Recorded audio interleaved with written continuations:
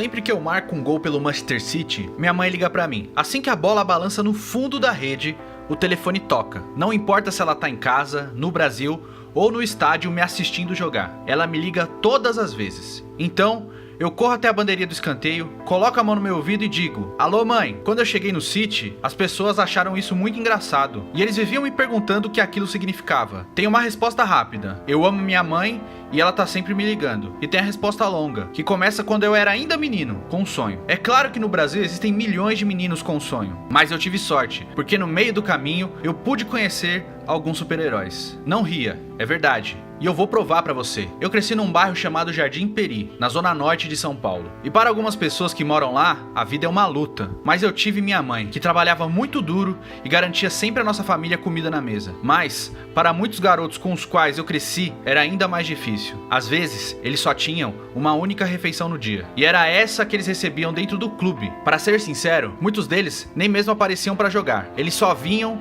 para se encontrar e comer de graça um sanduíche de mortadela com refrigerante. Era sempre pão com mortadela e uma lata de refrigerante. Às vezes, era só o refrigerante. E isso tinha que durar até o fim do dia. Para mim, todos os meus sonhos, todas as coisas que eu tenho agora, tudo isso começa com o Pequeninos. Na verdade, é mais do que um clube de futebol. Não pense nas praias e todo esse tipo de coisa. Nosso campo era do lado de fora de uma prisão militar. No lugar onde era para ter o gramado, só havia sujeira e estava cercado por grandes pinheiros. As únicas pessoas que jogavam lá, além das crianças, eram os policiais dessa prisão. Quando eu tinha 9 anos, eu apareci com meu amigo Fabinho, para ver se a gente podia jogar pelo time. A gente andou pela mata, com as nossas chuteiras de futebol embaixo do braço. E foi assim então que a gente conheceu o cara que mudou as nossas vidas, José Francisco Mamed, técnico do time mais novo. E ele disse pra gente: com certeza, vocês podem jogar na próxima partida. Não tinha nenhum papel pra assinar, nada. Porque esse clube não era do tipo que tentava fazer as crianças se transformarem em lucro. Tem a ver com mostrar pra essas crianças algo positivo e dar pra elas alguma coisa pra comer e mantê-los longe das ruas. O Pequeninos não é um clube grande, então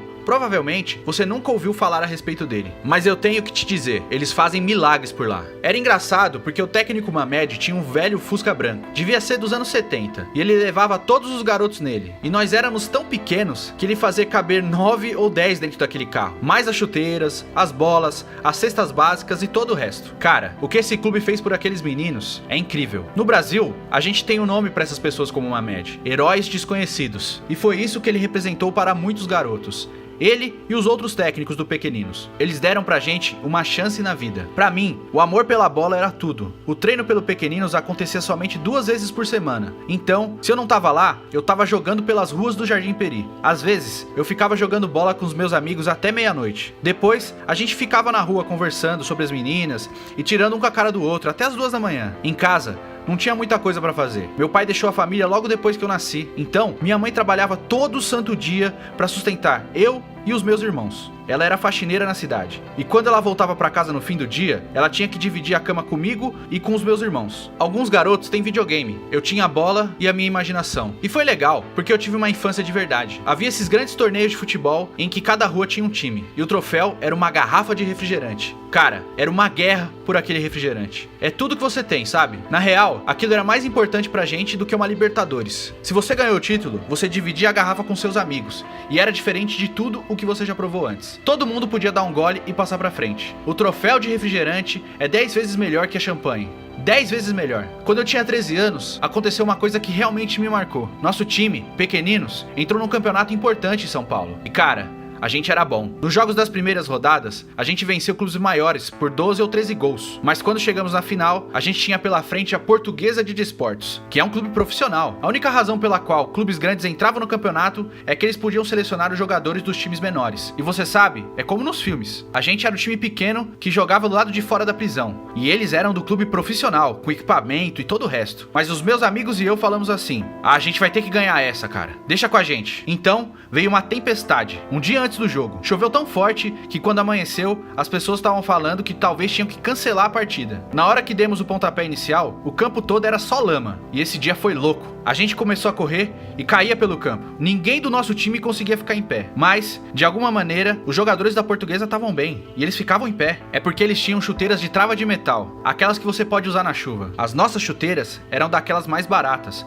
com travas de borracha, e elas estavam todas gastas. A gente não tinha dinheiro para comprar chuteiras mais caras. E eu me lembro, naquele momento, de pensar algo do tipo: isso não é justo, mas deixa quieto, a vida continua. Mesmo assim, a gente deu a vida pra vencer aquele jogo, mas acabamos perdendo por 4-2. Eu nunca vou me esquecer de ver a Portuguesa comemorando com um troféu. Foi uma lição muito boa pra mim. Futebol é como tudo na vida, não é justo. Então, você tem que dar um jeito, mesmo não parecendo justo. Foi uma lição perfeita, porque os próximos anos da minha vida seriam muito mais difíceis. No Brasil, se você tem o sonho de se tornar um jogador de futebol, você geralmente está na academia de um grande clube aos 12 ou 13 anos. Mas, por alguma razão, as coisas não estavam funcionando bem pra mim. Eu fiz um teste no São Paulo, e eles gostaram de mim. Mas então, eles me disseram que não poderiam me oferecer um quarto na academia do clube, que era muito longe da minha casa. Se eu fosse de ônibus pra lá todos os dias, eu teria que largar a minha escola. E minha mãe, certamente não ia aceitar isso. Ela era totalmente a favor da escola. Eu devo tudo pra minha mãe, principalmente nessa fase da minha vida. Porque muitos garotos no Brasil, quando são de origem mais humilde, têm que começar a trabalhar quando fazem 14 anos pra ajudar a família. Não dá pra só jogar futebol, tem que ir pra escola e trabalhar ao mesmo tempo.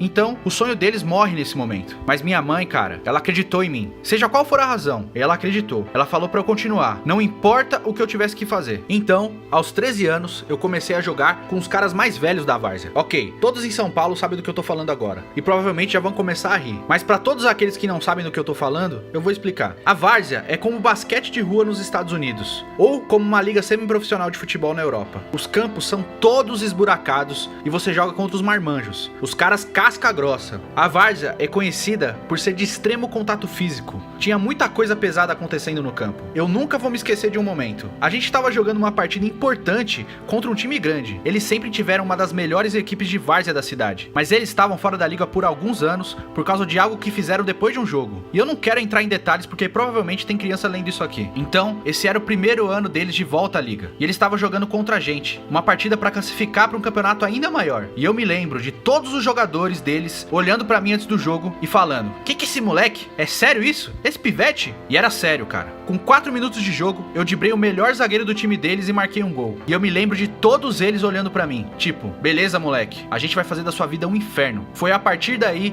que eles começaram a me bater todas as vezes que eu tocava na bola. Eles ficaram loucos, como se eles tivessem vindo atrás de mim só pra me machucar. Tinha um baixinho no meio campo do time deles, que era conhecido por ser valentão. E ele ficava me falando: eu vou quebrar suas pernas, moleque. Se você tentar me driblar de novo, eu quebro as suas duas pernas. Então, eu peguei a bola e driblei ele de novo. Foi como um lance na NBA. Quebrei a espinha dele, deixei ele no chão. Mais uma vez ele me olhou e me ameaçou. Parecia que ele ia me matar. Mas o que eu posso fazer? Quando eu tenho a bola nos pés, eu vivo um mundo diferente. Então, eu peguei a bola de novo e sem olhar dei uma assistência pro meu companheiro marcar um gol. A torcida que acompanhava aquele jogo tava doida, mas o jogo terminou 2-2. Mas a gente acabou vencendo na cobrança de pênaltis. E eles ficaram revoltados. No apito final, o valentão do time deles veio pra mim e disse: eu falei que ia quebrar suas duas pernas, moleque. Eu te espero lá no estacionamento. Ele tava falando sério. Foi complicado. E eu me lembro de pensar: já era. Eu não posso sair daqui do jogo. Mas, por sorte, meus colegas de time me protegeram. Todos eles ficaram em volta de mim e me levaram até o estacionamento. Só assim eu consegui chegar em casa com segurança. Mas esse tá longe de ser o fim da minha história. No Natal do ano passado, eu fui pra casa ver minha família. E tive que ir ao banco pra resolver alguns problemas burocráticos. Fui pegar meu carro no estacionamento e o cara que cuida dos tickets no guichê me deu aquela olhada, como se ele me conhecesse. Ele devolveu o ticket, mas ainda tava me olhando. E falou: e aí, moleque? E eu fiquei olhando pra ele, tipo, não tava entendendo direito. E ele fala: lembra de mim? Da várzea, mano. Eu ia quebrar tuas pernas. E eu, caramba, meu Deus. Eu não sabia o que fazer. Então ele falou: cara, eu ia mesmo quebrar suas pernas aquele dia. Você acredita nisso? E eu tentando ficar tranquilo, tipo: que é isso, mano? Você não ia fazer isso não. Eu sei que você tava só zoando. Mas ele seguiu falando: não, mano, eu tô falando sério. Eu ia realmente quebrar suas pernas. E agora você tá jogando pelo meu time, mano. Eu te amo, cara. Eu não posso acreditar nisso. Você consegue imaginar se eu tivesse quebrado suas pernas? Aí a gente riu e eu acabei tirando uma foto com ele. Existe uma expressão no Brasil. É a única forma de descrever o que aconteceu comigo.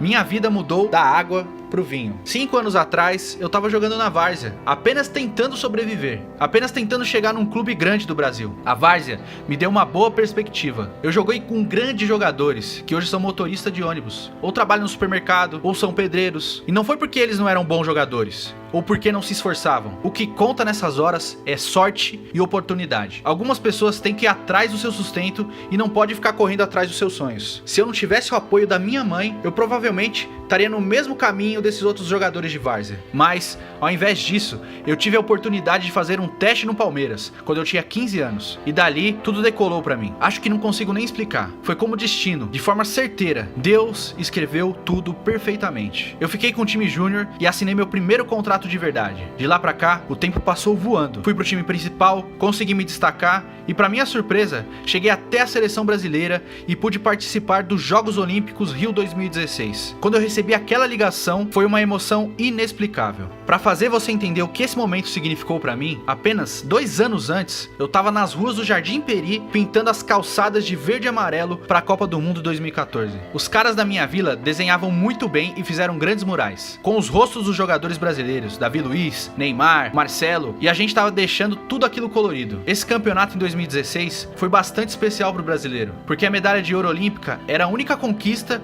que o país do futebol jamais tinha conquistado. Eu lembro que o peso daquele campeonato era muito grande, não apenas porque era nosso país, mas pelo que aconteceu na última Copa. Depois que a gente não jogou bem as 2 primeiras partidas, a crítica ficou muito intensa, especialmente contra o Neymar. Eu realmente admiro o Neymar pelo modo como ele lidou com tudo isso e pela maneira que ele conseguiu liderar o nosso time. Antes do campeonato, eu era apenas mais um fã do Neymar, como tantas outras pessoas. E ele é um jogador de futebol incrível, que todo mundo conhece, mas ter a chance de saber quem ele é de verdade nesse período foi especial, por causa do jeito dele. A forma com que ele trata todo mundo me surpreendeu muito, porque mesmo no curto período em que eu vivia futebol, eu vi tantos caras que nem são grandes jogadores, que não ganharam nada, serem muito mascarados. Mas o Neymar trata todo mundo como se fosse irmão dele. E ele foi a grande razão pela qual a gente foi capaz de se unir e ignorar a pressão e jogar um pro outro. Quando a gente ganhou aquela medalha de ouro, foi um momento incrível pro time e também pro país. Antes dos jogos, o Neymar fez uma tatuagem e eu me inspirei nele pra fazer a minha também, porque realmente diz tudo o que representa pra mim. Uma criança pequena que tá no pé do fundo de um morro, olhando pras favelas, segurando uma bola de futebol debaixo do braço e sonhando com seu momento de glória. E não é somente eu, não é somente o Neymar, são muitos brasileiros. E é isso o que essa tatuagem significa pra gente. Eu sempre vou fazer de tudo pra estar jogando pela seleção brasileira. Eu sei que há muita disputa pra ver quem é convocado. E essa foi a grande razão pela qual eu decidi vir para o Manchester City. Eu sei que eu preciso continuar me desenvolvendo como jogador. Eu vou falar pra você, aqui é muito diferente do Brasil. Você não vê muito o sol. Cheguei a receber algumas ofertas pra jogar em outros clubes, de lugares mais quentes, por exemplo. Mas, pra mim, a decisão de vir para o Manchester City tinha um peso maior pra poder jogar sob o comando do Pep Guardiola. Essa é a minha primeira vez num país onde realmente é muito frio e eu não falo a língua. É um desafio ser compreendido, e pode ser até solitário nesse momento. No entanto, quando o Guardiola me ligou, enquanto eu decidia para qual clube eu ia jogar, ele disse que estava contando comigo. E eu posso te dizer, cara, o Guardiola estava sendo muito verdadeiro. E no futebol, isso significa demais. Quando ele falou isso pra mim, eu não pensei 2 vezes. Minha decisão estava tomada, era o City. Mas antes de eu ir para Manchester, eu tinha uma última coisa pra fazer. Eu tinha que encerrar um capítulo na minha vida. Então, eu voltei pro campo onde o pequenino jogava, com as chuteiras debaixo do braço, como quando eu tinha 9 anos de idade. Mas dessa vez, um pouquinho diferente. Eu tinha 250 pares de chuteiras realmente boas pros moleques. Agora, quando qualquer um dos grandes clubes jogar contra pequeninos, num campo molhado, é melhor tomarem cuidado. Daqui em diante, não tem mais essa desculpa, sabe? Eu não vou mentir. Quando eu vim pro Manchester City pela primeira vez, eu me senti perdido. Minha mãe tava indo e vindo da Inglaterra pro Brasil. Era extremamente difícil ficar longe dela, porque ela é tudo na minha vida. Ela foi ao mesmo tempo pai e mãe pra mim quando eu tava crescendo. Eu me lembro que quando eu tava jogando pelo pequeninos, eu vi algumas crianças depois dos jogos com seus pais. E eu tava sozinho. Aquilo foi pesado demais pra mim. Me marcou. Mas agora, quando alguém pergunta do meu pai, eu digo que minha mãe é meu pai. Ela fez tudo por mim e pelos meus irmãos. Ela foi outra heroína desconhecida. Quando eu faço gol, mesmo quando ela não tá no estádio, eu pego o telefone e falo com ela. Quando a gente era criança, a minha mãe ficava ligando o tempo todo pra descobrir onde é que eu tava. E se eu não atendesse, ela começava a ligar pra todos os meus amigos. Era apenas uma piada entre a gente. Alô, mãe? Quando eu pego o telefone, é em homenagem à minha mãe e à nossa luta. Mas também em homenagem aos meus amigos e à minha família. E também ao técnico Mamed e a todas as pessoas no Brasil que me ajudaram a chegar até aqui. Eu sempre fui um sonhador. Mas mesmo nos meus melhores sonhos, eu não pensei que estaria vivendo o que estou vivendo hoje. Sei que existem muitos garotos que vão pintar as ruas, que não jogam por um grande clube e que as pessoas têm dito que eles não vão chegar lá. Eu diria pra eles, nunca parem de lutar. 4 anos antes de eu entrar pelo túnel do estádio Etihad, eu ainda estava jogando na várzea. E os caras falavam que iam quebrar as minhas pernas no estacionamento. Sua vida agora pode ser apenas um sanduíche de mortadela com refrigerante. Mas, se você continuar a correr atrás dos seus sonhos, cara, quem sabe o que vai acontecer? A água pode se transformar em vinho. Então, para todas as crianças, se você chegou até aqui na minha história, eu tenho uma mensagem, e isso realmente é importante. Jamais pare de sonhar. Ah, e faça mais uma coisa por mim. Ligue para sua mãe, ela sente saudade de você.